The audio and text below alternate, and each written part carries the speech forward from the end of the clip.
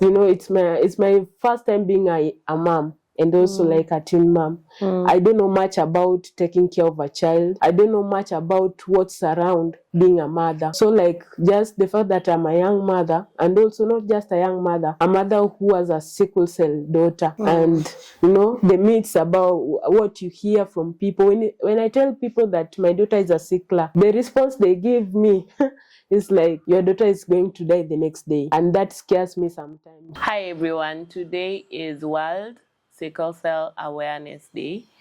And we thought of having a sit-down conversation around sickle cell disease as two mothers who are currently raising warriors. And so this particular podcast will just be basically centering around our experiences, and disclaimer, these are our experiences, and probably what we need to tell someone who is currently in the thick of things and would like to hear an opinion from a sister to a sister. So welcome. Please consider commenting if you have any question, and keep the conversation going. So today I'm joined by Miriam, who will introduce herself. So Miriam, just introduce yourself and tell us a little bit more about Miriam. So my name is Miriam Atieno, aged 22, and a mother to a daughter who's now 3 years and a sickle cell. And Miriam is a fun girl who loves to laugh. Yeah, Miriam loves to laugh. I can attest to that. Miriam loves to laugh. All of you know me, so I won't introduce myself. But if you don't know that I am raising a son who has sickle cell disease as well, and is currently 2 years old. So maybe Miriam, if we start with you, how old was your child when she was first diagnosed? So she's Megan. How old was Megan? And what triggered that test so that they wanted to find out whether they sickle cell or not? So like she was, I'd say, at birth, because she was born 3 days after the labor. Like I went to labor 3 days late and I didn't know. So when I went to give birth, she came out with complications. Like the doctor was saying, like she had a lot of water at her backbone, and also like she had meningitis, something I don't remember that much. So she had to go through test to find out what was the cause of the complications.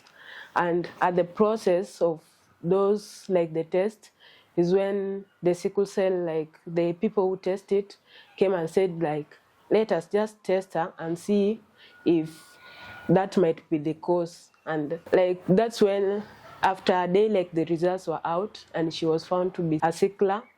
Like, so it was at birth. It was at birth, so immediately at birth. And how did you feel? Had you ever heard about sickle cell before, or it was your first experience with sickle cell? Like when that diagnosis was read out to you, how did you feel about it? The first time I heard about sickle cell was while I was in high school. There was this sickle cell aware month. Like, I can't remember that much. So when I was told that she was a sickler, at that moment I started crying. I started crying because like the things I had heard about sickle cell all came at once. Like they just got me off guard, and I was like, wow. Yeah. So like all my emotions were flowing. Like because I was so confused. Like I didn't know much about this disease. The only thing I knew is that it causes death at the age of 18, and that scared me. So I was crying that day. Yeah. And yeah, I can totally relate with that feeling. I have said my story before, but for me it was, Fadili was unwell, and so he threw up. And then in the throwing up, we were like, let's go and see, maybe it's malaria. At this point, he's 18 months, had never been unwell, save for the fact that from birth, we've always seen the yellowing of the eye that is on and off. So this particular day, it was too much. And when we went to the first place, the first thing that they said, have you tested sickle cell? And I was like, why would you tell us to test sickle cell? Like, because nothing shows from the outside apart from the yellowing of the eyes. And I was like, maybe you could have asked jaundice or something. I was definitely defensive. And then we did the second, we went to the second place. I disregarded that place, and then we went to the second place, and they said the same thing. So that is what, for us, triggered the testing. But when you mentioned that you had had so many things about sickle cell, apart from death, what else had you had before? Like it was an hereditary disease, and like also I had heard a little about the crisis, but I didn't know that much. And the other facts that your daughter might be crippled, Yeah. or like the what others says, like the accumulative things that people just put together to keep it as a fact when it's not that case. So like what I knew about sickle cell was not that much, but was scary. Yeah. And that, I think, also speaks to basically what I had known. And for me, I think what made it even more scary is in 2022, I had wanted to start a sickle cell program at STADA. And I had done my research, I had reached out to a number of people, but I was like, I wanted to start it, and then but I didn't know how to start it, because I never really always want to start programs that have not had first-hand experience with. And so it was a bit scary to start. So I kept on withholding it, but I kept on researching about it. So at the time when I got, for me, the diagnosis, I was very, very educated about it, and I think that is what made it scary. So the diagnosis journey, I think we have talked about it. Now on to the daily challenges. Paint a picture of what it means to raise a child with sickle cell disease. First, I like the challenges. Like I stayed in the hospital after birth. I stayed in the hospital for 2 weeks because, like, I think that she was having that crisis at that age. That was the first time, but it went off a little bit. So I stayed in the hospital those 2 weeks, and like no one was visiting me. Like in those 2 weeks, I only had like one visitor, and so like after she started growing, developing, the challenges I face, like she might even wake up at 3 just crying, and so like sometimes I get tired even that at night because the crises come at any time. At times it even comes in the morning, like early in the morning you're busy preparing for the daycare, but she starts crying. And also like the challenges, like you feel like the people around you don't really know what you are going through at that moment. Yeah. Like you call someone and tell her like, I'm feeling like this down, and when I say that it's my daughter, they'll just like, she's a kid, like it's stomach ache or headache, but deep down they don't know that what those crises means for this child and for the mother. So like that's also a challenge, because like I can't share it to someone who doesn't know that pain, the exact pain that you're going, because they cannot relate. And also the fact that most of the time you don't have a shoulder at that moment to lean on. When she's crying, you're just you and her there, unless there's someone else around. And also like sometimes she's probably just sick, you know, like different from the crisis.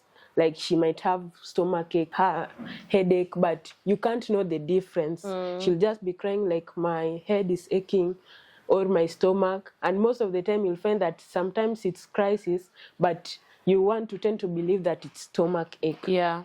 So those are like some of the challenges I faced. Yeah, but most of it is I usually have sleepless nights. The sleepless nights. Yeah, because she most of the time she cries at night, not at daytime, because I think of the sun. At night there's lots of cold, and probably that's what triggers the crisis at night. So I have lots of sleepless nights during the night. Yeah, and I think you have painted a very good picture of what it means to raise a child with sickle cell disease. I have had Fadhili go through one crisis, and in that one crisis, it lasted for around 3 days, because it was the first and probably the only major one. And I remember like how he was crying the entire time, and I think that cry, it just lives with you. It's like a background effect in your head. You always hear it at the back of your head. And I think that is really, it really needs for someone to have a strong support system, which is why your experience in this is also very unique. So paint a picture about the challenge that you face as a young mom who is also raising your child single-handedly, how different, how difficult it is, and what would you rather happens, and also when the crisis comes, how do you manage them? So I'll start with how I managed the crisis. Like when we were at the hospital, we were told that when she's getting that crisis, like we keep her warm, some sort, like you just keep her warm. So most of the time when I'm at home and she starts crying, I'll take like hot water and give her just to warm her up. And if it doesn't work, I put her in a warm water for some time, then I'll change her.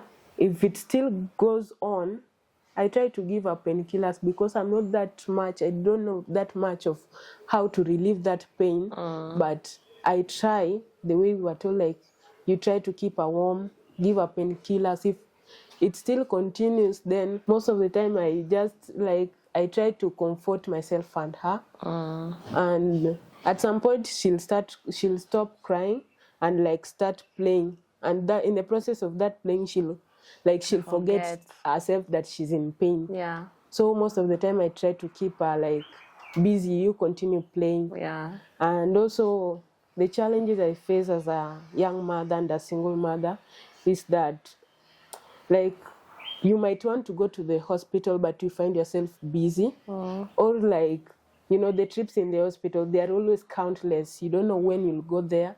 Like, as for me, like, I usually go, like, let me say, like, once in every 3 months. But like some of the time I just, like, when I'm from home and the crisis starts, there's a hospital near the road where I go. So if the crisis starts and I'm at the road, I'll just drop her, then to see, like, to check if she's just okay, then goes back. But the trip in the hospital, that's the most, I always get scared.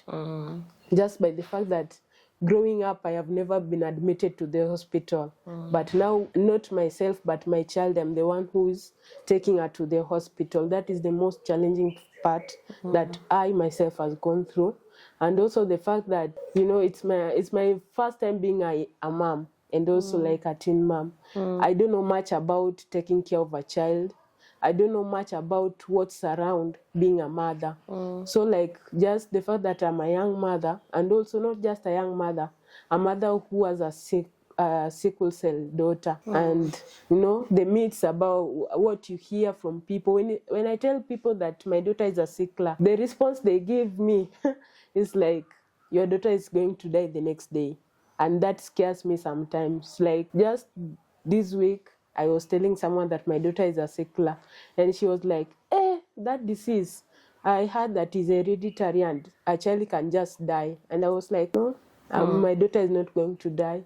So like that is also like a part, like a challenge, because what you are trying to keep yourself like in a good shape, like just mentally, but then when you try to convince yourself that it is okay, like the outside world tries to push you to your last. Like it doesn't give you an opportunity to let them understand that however much she's a sickler, the chances of her also growing up is like the same as the other one who doesn't have that disease. So like trying to convince others that it's not that much of a risk of having that daughter is also a challenge. Yeah. And you've painted a very good picture on how this disease takes an emotional toll on you as a caregiver. And you've painted a picture of a sole caregiver, but also just generally as a caregiver, sitting in with the thoughts of, I don't know whether it's the last day, I don't know what's going to happen. And people keep on drumming that to you as well.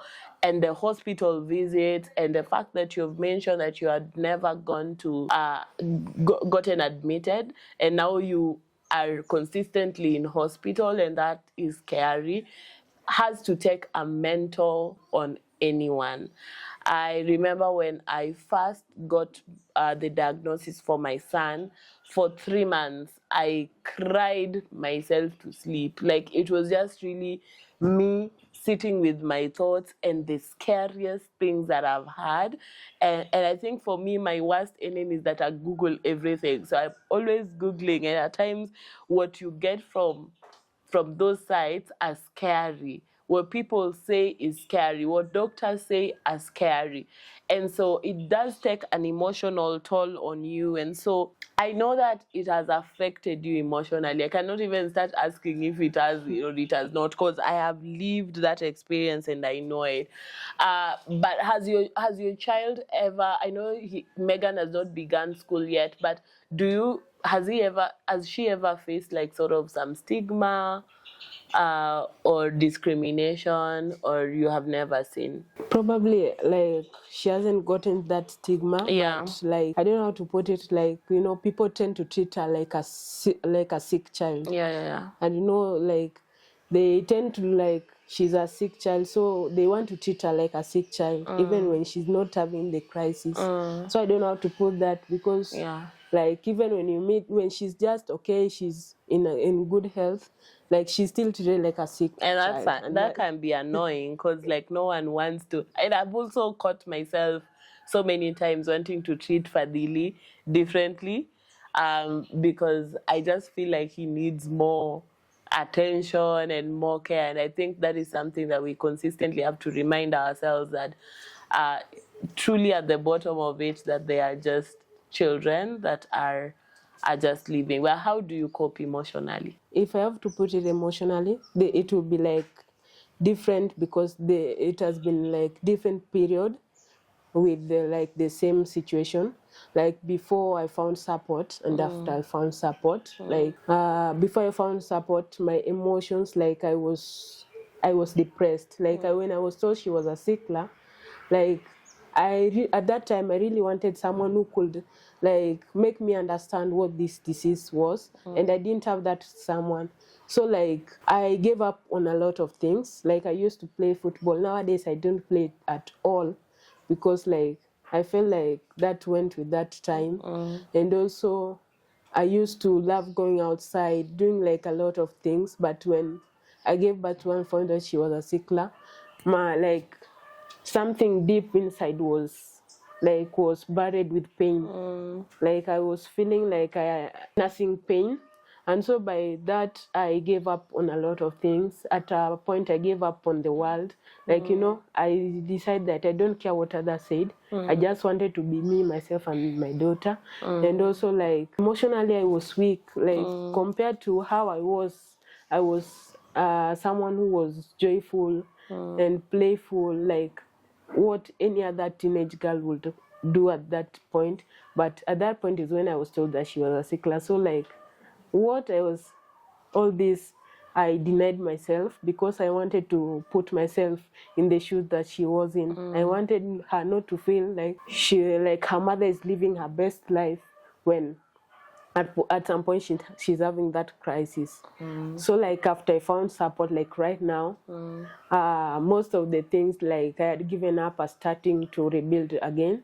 Like I found like a psychological guidance. Like at that point when she was diagnosed, I wasn't able to share it with anyone that she was a sickler. I couldn't tell anyone, not even those who were closest to me. Like the only people I told were the guidance and the people I was living in. But telling an outsider or telling someone who like was just in my circle of life was hard. But right now, because I have the support, like the psychological support, I have someone when she's having a crisis, I can call and say like she's having a crisis, and she can understand.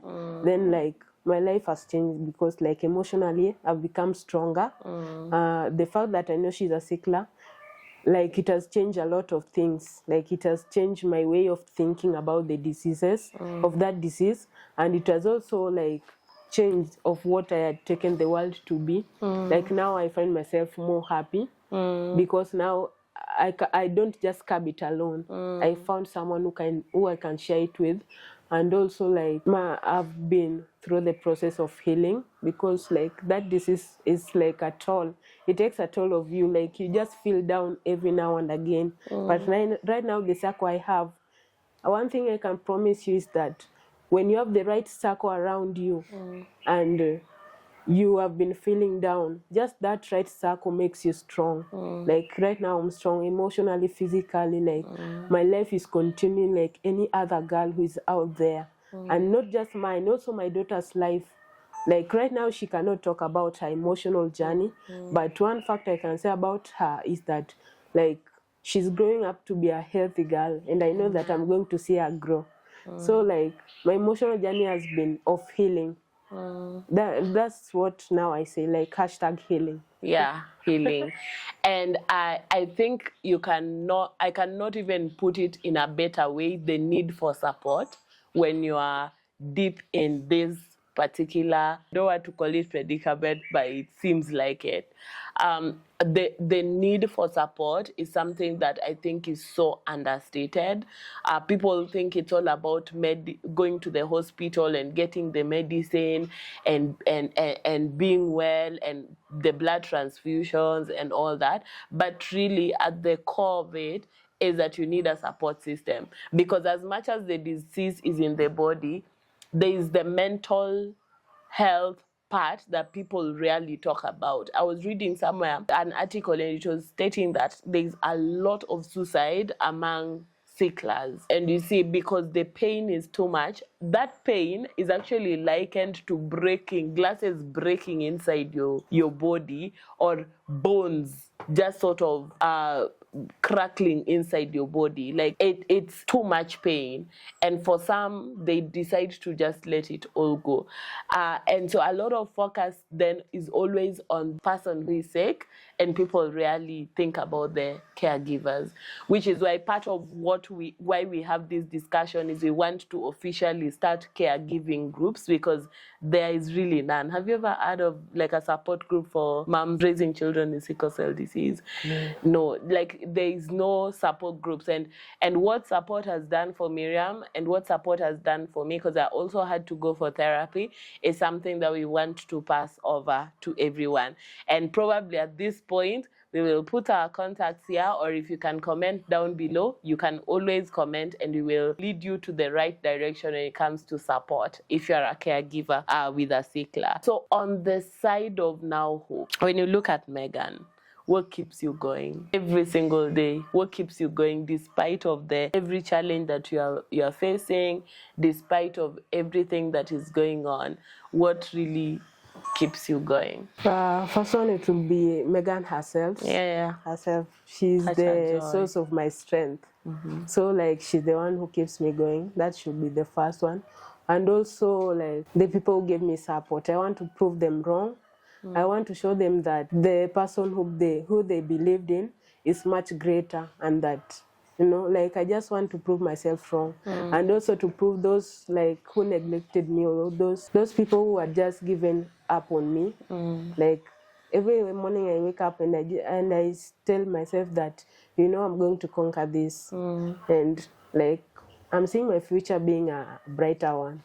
Amen to that, and I believe that 100%. What are some of the dreams and goals that you have for Megan?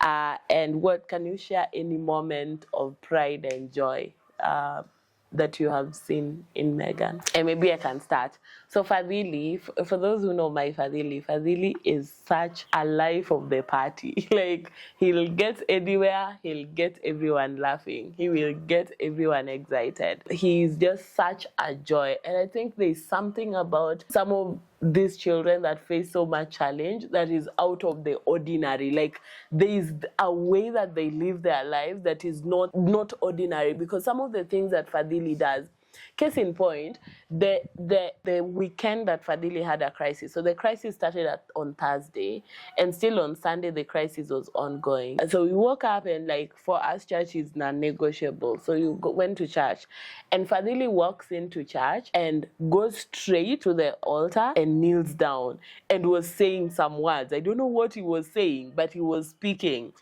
And he knelt there for around 5 minutes, woke up, took the microphone and joined the praise and worship team in front. I was so touched, like so touched. His eyes were so swollen. We'll put the picture here. Like his eyes were so swollen, like he had not slept for three full days, and I still had the consciousness to do all these things. I don't know where they get strength from. I don't know how they still are able to make us so happy and so overjoyed despite of everything that they go through. And I've seen that with Megan as well. Like they are just their personality is so infectious. Their joy, their laughter, until when I was really drowning in my sorrow, every time I would look at Fadili, like his life was just going on. Like he was so happy and everything was so good. And so those are the things that I really hold on to, even on the tough days, that I'm raising such a strong boy.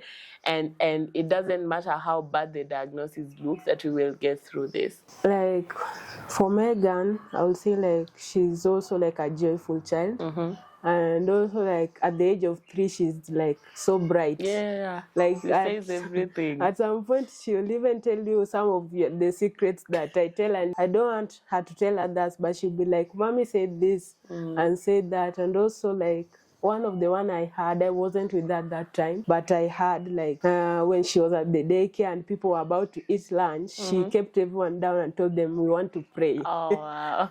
And like does she even really know how to pray? Yeah. But like I was happy because like I find that, you know, the way you bring her up is the way she will be. And also like, you know, I want the best for her. Like the journey that she's having right now, like she's just so bright and she's like always joyful. You can't even know like she's a sickler. She's just, you know, and that's what I'm most grateful about her. Yeah, that's so sweet. Lastly, on our last points around some of the advice that we have and some of the things that we want to see change. So first off, what advice do you have for a mother who is currently going through the tough times? Because there are really tough times when it comes to sickle cell disease. What would be your advice for them? My advice for you is that your emotional journey matters. You know, others might not understand you because they might say that you're not the one who's going through that. So your emotion is all that matters. For you to be strong, your emotion has to be at the par. Not just like physically like showing up, but your emotion, you know, because that is what we must hide.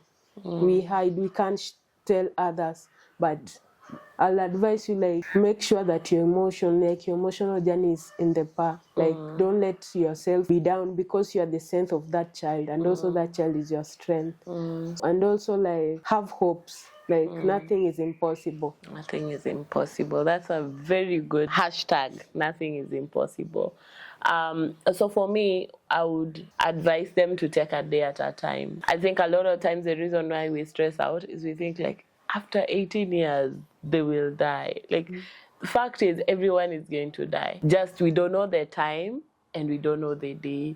And you might stress over something that will never happen. Maybe by the time that they are there will be such advancement in terms of sickle cell, because I've seen a lot of work, advocacy work going on, that there will be actual cure.